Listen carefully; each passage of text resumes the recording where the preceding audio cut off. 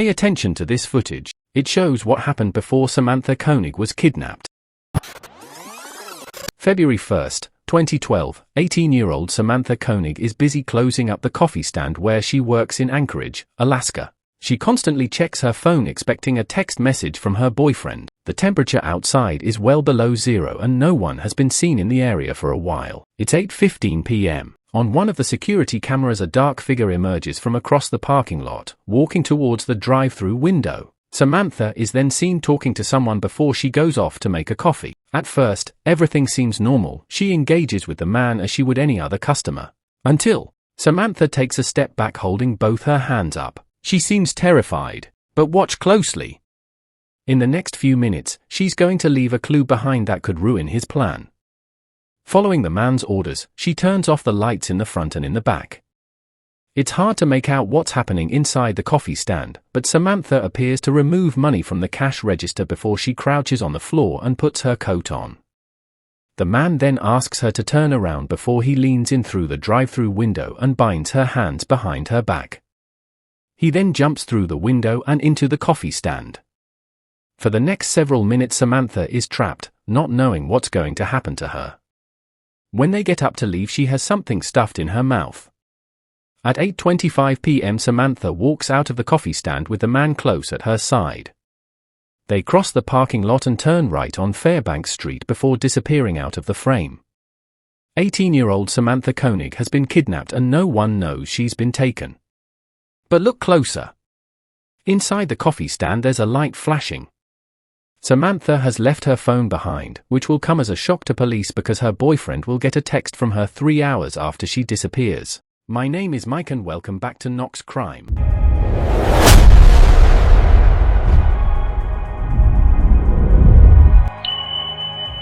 Year is 2012 in the city of Anchorage, Alaska. 18-year-old Samantha Koenig is living a happy life with her father James, who loves her more than anything in the world.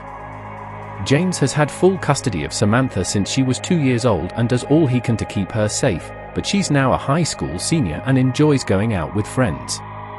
James has allowed her boyfriend Dwayne to come live with them at his house, knowing it would make her happy. Samantha and her dad were very close. He's a really sweet person, a biker type fellow. Samantha was his only biological child. Samantha was his world. Samantha has dreams of becoming a veterinarian. Her dad has been helping her prepare and she's been saving up money for the future. She just started work at a new place called the Common Grounds, and on February 1st she's working the evening shift alone. Her boyfriend Dwayne is supposed to pick her up after work. It's 8:30 p.m. Dwayne arrives late at the coffee stand and finds all the lights are off and the place is empty. He tries calling Samantha's cell phone multiple times but gets no answer. Because he was late, Dwayne thinks Samantha simply got a lift from someone else, so he decides to go home and wait for her there. It's 11:30 p.m., 3 hours later, when Dwayne finally gets a text back from Samantha, but the message only confuses him further. She writes, "I know what you did. I'm going to spend a couple of days with friends. Need time to think, plan. Acting weird. Let my dad know." Dwayne is shocked. He doesn't understand what he could have done that would make her angry. He shares the message with James, Samantha's dad, who immediately think this doesn't sound like Samantha. It's 3 a.m. Dwayne is unable to sleep. He waits on the porch outside, hoping Samantha will come home when he sees a dark figure rummaging through his truck. Dwayne shouts out to the person and runs inside to get James, but when they get back outside, the figure is already gone. February 2nd at 12:39 p.m., the Anchorage Police Department receives this 911 call. 911, what is the location of the emergency? I am at Common Grounds Espresso on Old Stewart and Tudor. My daughter works at the Common Grounds Espresso. She's been missing since she got off work last night. What's your daughter's name? Samantha Tesla Koenig. You got officers in your way. Officer Kevin M. is the first to arrive at the scene. Got a call towards the end of the shift about a possible abduction of a barista at a coffee shop. I get there and talk to the barista's father and her boyfriend. I was concerned when he showed up at 8:15 to pick her up and she wasn't here. So I'm trying to put all this together. I have a father and boyfriend who say that a girl didn't come home. You get this weird text, and now somebody's rummaging through her truck. but they didn't call the police. That would be the most logical thing in my mind. In her truck? Yes, sir. At home? Yeah. Any reason we didn't report it? I just figured that she just had someone go get something out of her truck. I'm thinking maybe she's got another boyfriend somewhere and she didn't want to come home. I don't know if this is truly an abduction, but we still have to investigate it as if it was. When Officer M turns his attention to the coffee stand, he talks to the barista who had opened the shop that morning. It basically looked like someone just literally walked out of their shift. I started kind of noticing a little bit more things. I looked in my register, looked for the money that goes in my register, it was gone. Then I looked in our deposit bags, they were all gone. Several officers were at the scene. We searched the coffee stand, collecting evidence. I worked and worked and worked, trying to find evidence of any kind inside that coffee hut. Not only did I not find anything, there was no sign of struggle. But everything changes when they get their hands on the security footage. Detectives cue the tapes to 8 p.m., around the time Samantha was supposed to get off work.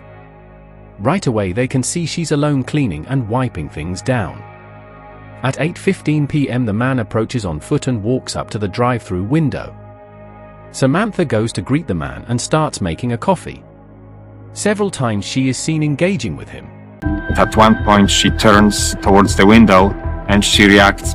Samantha recoils and puts her hands up. Detectives are convinced the man is pointing a gun at her. She then walks across the coffee stand and turns the lights off. The officers watching the footage then see her go to the cash register and remove the money. She puts her coat on and drops to the floor so he can bind her hands together. Detectives have no idea what the man looks like as he's completely out of the frame until Samantha moves away from the window. And he jumps through the window. In like almost one leap, he just comes into the window. At that point, it almost seems like things calm down. He's in there a long time before they leave. The man stuffs napkins in Samantha's mouth and leads her out of the coffee stand. Officers then see them both walking away in the parking lot. They then re-watch the footage over and over, and there's a few elements that raise red flags. Right next to the light switch, there's an alarm. If she was in danger, why didn't she hit the alarm? She had a perfect chance to press the alarm button, she didn't do that. When we looked at that video for a longer time, we noticed that there was like a light showing up on the counter. The light would come on and then it would disappear. This is Samantha's phone ringing every time Dwayne called her the night she was kidnapped. The problem is Dwayne received this text message at 11:30 p.m. from Samantha's phone. Investigators fast forward the footage until they see movement at 11:26 p.m. The person came to the coffee stand. That person was wearing a headlight. The man came back specifically to get Samantha's phone and left. That also coincided with the fact that the first texts from Samantha's phone came at 11:30 p.m. Suspect then sent a misleading text message to Samantha's boyfriend to delay someone calling the police as much as he could. This new development is terrifying. Where was Samantha while the man came back? Was she tied up in his car, held captive somewhere, or worse? Told the media we have a video, and it's apparent from the video that it's kidnapping. Two of us left and one with us. While the police investigation shifts into high gear, Samantha's father, James, is leading efforts to find his daughter. Before you check out, head out. Samantha was last wearing a pair of furry black boots. It was just so obvious how much her father cared about Samantha and what a close relationship they had. James was devastated that his daughter was missing, and he had no idea where she was or what had happened to her. I don't know if my daughter's being fed, taken care of, if she's still alive, if she's getting any sleep. Please help find my daughter. The city of Anchorage was on heightened alert. For it to actually happen so out of the blue, I mean, it's scary. I can't believe this happened here in Anchorage. The Anchorage Police Department asks for help from the FBI, but they have very little to go on. First 48 hours or so in any case is important to try to develop as many leads as you can. February 4th, Samantha has been missing for 3 days. James Koenig has started collecting money for a reward fund and donations are pouring in by the hundreds. There is a $41,000 reward for her safe return. The investigation expands and the FBI retrieves surveillance footage from the Home Depot parking lot across the street from the coffee stand. You could see a couple walking through the parking lot near a busy restaurant and go into a vehicle. From there, they proceed to get surveillance tapes from nearby street cameras. While the quality of the footage is too grainy to see the license plate, they now have the suspect's vehicle. So we knew it was a white Chevy pickup truck that the suspect was using. The problem is, there's around 700 white Chevy pickup trucks identical to this one in the city of Anchorage alone. Days pass, and while investigators follow up on every lead, they're no closer to finding Samantha. Days soon turn into weeks. James refuses to stand by idly while his daughter is still out there, so he takes to social media and publicizes Samantha's disappearance. Now we're probably getting 2 or 3 tips a day. Whether they're helpful or not, I really can't decide. I don't know what avenue the police are taking in the investigation. There were, of course, trolls, like there is in any social media. There were people that had their own view that she wasn't actually missing. People can be so cruel. I got to keep my spirits up and know that my heart still feels her and she's okay. And James Koenig pretty much called me daily. Slav, do you have anything new for me? Slav, is there anything we could do? Of course, I had a lot of sympathy for him. I'm a police officer, but I'm also a father. My daughter at the time was working in a coffee stand. If it happened to Samantha, it could happen to somebody else. It's February 24th. Samantha has been missing for 23 days. James is out having a meeting at a restaurant with the search party team when Samantha's boyfriend, Dwayne, gets a text. His face goes sheet white. He hurries over to James and shows him the text. A text from Samantha's phone under a picture at Connors Park, Ain't She Purty? James and his family rush over to Connor Park where there's a bulletin board. Underneath a picture of a dog named Albert, there's a Ziploc bag. Inside is a folded sheet of paper. It's the first big break that happened in the case since obtaining some video evidence 3 weeks earlier. The letter is a ransom note written with a typewriter. The note confirms that Samantha is alive. In the note, he is telling us that once he collects $30,000 in 6 months to a year, then he will give information potentially where Samantha's at. There's a debit card number linked to Samantha's bank account where the funds should be deposited. Along with the ransom note, there's a photo of a young woman. She's naked, she's bound, her hair is braided, she's got duct tape over her mouth. The picture is a proof of life showing a woman next to a newspaper from February 23rd. I contacted James Koenig. If it was really his daughter, I knew that it was going to be heartbreaking for him to see that photo. It was just me and James Koenig in the interview room, and I put the photo in front of him. He stared at it for a long time, and then he said, "Yes, it is Samantha in the photo." When James learns about the ransom, he immediately tells Sergeant Markovich to use money from the reward fund. That same day, $5,000 is deposited into the account. We had a trace basically on the card so that if the card was used, we would be notified. However, it was a 10-minute delay in being notified. And 10 minutes in Anchorage at midnight, you can drive out of town. The city of Anchorage has about 500 ATM machines, making it impossible for them to monitor every single one. That night, the FBI gets a signal that Samantha's card has been used. Our officers rush to the scene, but the suspect is gone. But what do have is surveillance footage from the ATM. The suspect is wearing a mask so they can't see any facial features. He has his hood up, is wearing goggles, and has on a big puffy jacket with the words Marine Corps on the back. But the most interesting part is the Nissan SUV the man is seen driving away in. This only confuses investigators further. Because the suspect could only withdraw the cash limit of $500, authorities are counting on him making another withdrawal. The FBI calls for backup and sends agents to every single publicly accessible ATM machine in the city of Anchorage. But the next time he uses the card is on March 7th in Wilcox. Arizona, over 4,000 miles away. The FBI contacts authorities in Arizona, but because of the 10-minute delay, the suspect is already gone.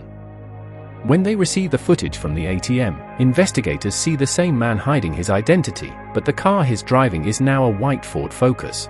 That ATM withdrawal happens on March 7th. There's another one that day in Lordsburg, New Mexico. On March 10th, there's a withdrawal made in Humble, Texas.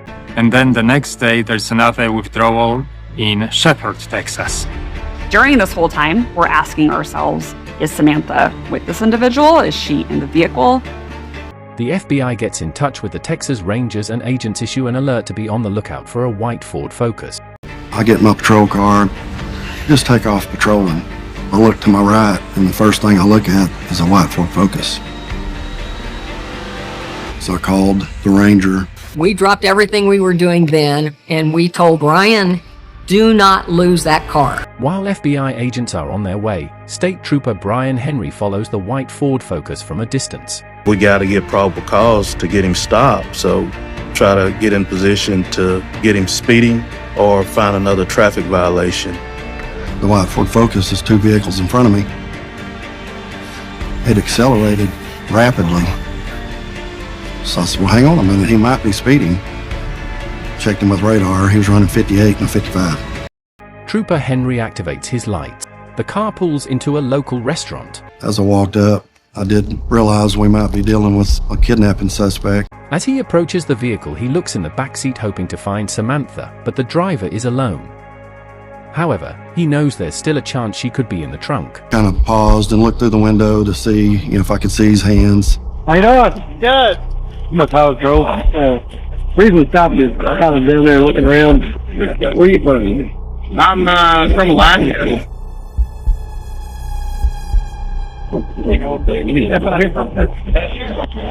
From the driver's license, he learns his name is Israel Keys. The Texas Rangers and FBI agents quickly arrive on the site and take control of the situation. Hi there. Steve Raven with the Texas Rangers. Okay. How are you? I'm with FBI. Hi. Can we visit with you for a few minutes? Hey, yeah, I mean, I don't know what's going on. They didn't even tell me why I was pulled over. Can I look at your wallet? I gave you my ID. You're not searching anything. Look, you have not given me any information. I've been very open with you. I've been telling you everything. You're not searching anything of mine until I know what's going on and why I'm still standing here.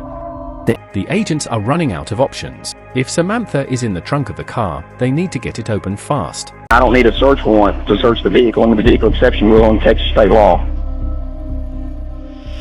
It's just general. How does that work if it's I'm not listen, I'm not going to debate with you. Okay. I'm taking whatever action I need to take. When they open the trunk, Samantha Koenig is not there. But what they do find directly connects Israel Keys to her kidnapping. Here you go. Hey. A grey hoodie, a mask, gloves, and goggles. The same disguise that was seen in the ATM videos.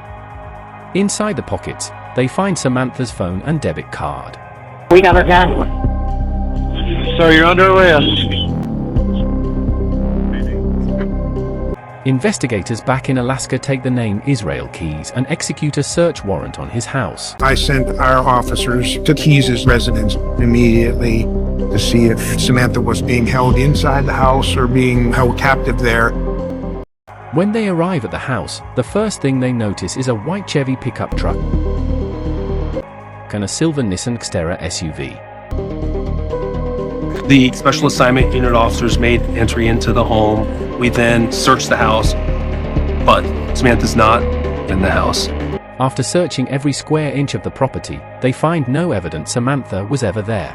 There was a shed separated from the house. The whole shed was put onto a flatbed and taken back to the FBI building here in Anchorage. When the FBI dig into Israel Keys' life, they learn he has a girlfriend and a 10-year-old daughter.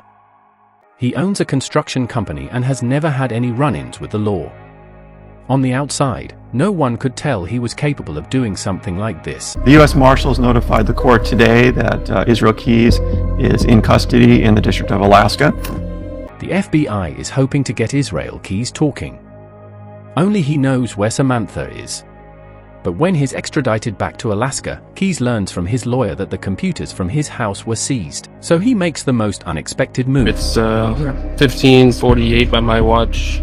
It's March 30th. You understand your rights? Yes. Are you willing to waive those rights and talk to us? Yes. He figured that having his computer would be able to find big pieces of evidence. I think everybody really wants to know where Samantha is. Was that an okay place to start, or would you like to start elsewhere? Yeah, we can pull up a map there of Palmer area. Okay. Keyes directs them to an area north of Anchorage towards Matanuska Valley. In that, like how many yards off the shoreline or feet off the shoreline? Right there. And points to a spot on the lake. And what should they look for specifically? Ice fishing spot. Was it a hole that you cut, or was the hole there? No, it was a hole I cut. You'll see it. You'll see where the hole was, probably. And Israel Keyes said that is where we would find Samantha Koenig. So you killed her? Yes. We knew that Samantha Koenig is dead. We knew that there's no more hope. Earlier today, a forensic dive team discovered in Matanuska Lake what investigators believe to be the body of Samantha Koenig. A lot of people right now I know are just heartbroken. Everyone was rooting for her until the very end. We couldn't believe it. We feel for the family. It's absolutely devastating.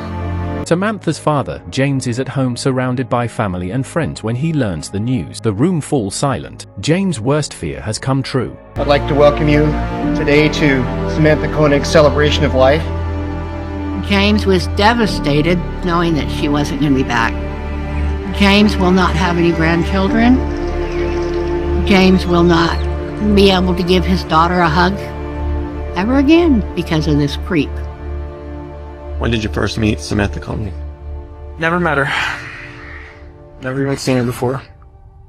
So why did you go to the Common Grounds coffee shop on that night at that time? Because they were open late. In his interrogation, Keyes gives the details of what happened to Samantha. I had my police scanner on me, and I had it in my ear. He tells her not to trigger the alarm because he will know if the police are notified and he will kill her. I told her we were going for a little walk. We were only about 100 feet from the coffee stand, maybe 200 feet. And she tried to get away. I tackled her. After that, she knew I was serious. After that, she didn't give me problems. She kept trying to talk to me, and I had to tell her to shut up a few times. Because she was, trying to make friends and stuff. And she's doing what she should be doing. She's really trying to personalize herself to him, and she's trying to do what she needs to do to get out of that situation. While he's driving around Anchorage, Keyes asks Samantha for her phone. When she tells him it's at the coffee hut, he turns around and heads back. She tries to convince him there's an alarm on the door, but he doesn't believe her. He needed the phone in order to send the text to Samantha's boyfriend, which would ultimately buy him some time before police are notified that she's missing. Then Keyes drives her to his house and leads her inside the shed. At the time, his girlfriend was in the home, was still awake. His daughter was also at home, asleep. Keyes doesn't think twice about keeping Samantha captive just a few feet away from where his 10-year-old daughter sleeps. After tying her to the wall and turning on some loud music, he asks Samantha for her ATM card. That's when he learns she left it in her boyfriend's truck. And that is when he leaves Samantha and goes back to Samantha's residence and goes into Dwayne's truck and ultimately finds the debit card. It's now at least 3:30 in the morning. Israel gets back to the house, and he's now going to fulfill his plan. That same night, Israel Keyes Samantha and kills her. The next morning, Israel returns to his life as usual. He wakes up his daughter and packs her bags. They're going on a family trip to New Orleans where they will stay for the next few weeks, all the while Samantha's body is still in the shed. But the most disturbing thing is what he does when he comes back from his trip. He puts into action the next part of his plan, get ransom money by pretending Samantha is still alive. So he bought an old Polaroid camera in a thrift store. He put some makeup on her body. And he took a Polaroid of her, and he had a recent newspaper next to her. Like I say, you got your monster. Samantha was dead before police were even notified that she was missing. The details of what happened to his daughter are not shared with James Koenig, yet he's convinced she was not Key's first victim. He creates a Facebook page to piece together a timeline of Key's whereabouts from 2004 to 2012. He calls the page, "Have you ever met Israel Keys? Possible serial killer." All James wants is to get closure for other families who might have lost someone. But when tips start coming in, the FBI is flooded by reports from multiple missing person cases across the country and decide to ask Israel Keys point blank. Are there any other people that you're responsible for the death of? I have lots more stories to tell if you're interested. Keys says he's willing to talk, but he wants it done on his own terms. He knows he has the upper hand. There's certain aspects of the things that I've done that I would prefer never became public. The reason Israel Keys doesn't want this to get out is because he doesn't want his daughter to find out. That doesn't stop him from enjoying the attention. I think that he likes to just sit there in a way and perhaps get some sense of delight by telling these horrific stories in such a casual way, knowing that he's likely shocking the investigators. As it turns out, James Koenig was right. Israel Keys is a serial killer, and he has been doing this for many years. He explains how he planned each of his murders and how he avoided detection. He would bury these kill kits in areas and then travel back to those locations to commit the next crime. He'd have rope, he'd have gloves, he'd have tape, he'd have zip ties. Some of them he would have a gun in there. Keys may be talking, but investigators are struggling to get the names of each one of his victims. They spend days talking to him hours on end, bowing to each of his demands. Until one day a TV news channel makes this announcement. Channel 3 News investigation over the last several months has led us to the identity of the man accused of killing the couriers. He finds out his name has been made public and stops talking. I have no reason to tell you more information. May 23, 2012, Israel Keys is scheduled to appear in court for a hearing. There's reporters from every news channel, but no video cameras are allowed inside the courtroom. James Koenig and his family are there. Expecting it to be super quick, literally 1 or 2 word answers of, do you say you're innocent or guilty? And it turned into something else.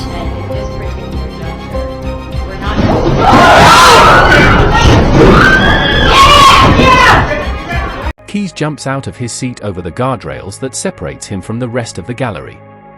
One marshal grabs him at the last minute and throws him to the ground while another shoots him with a taser gun.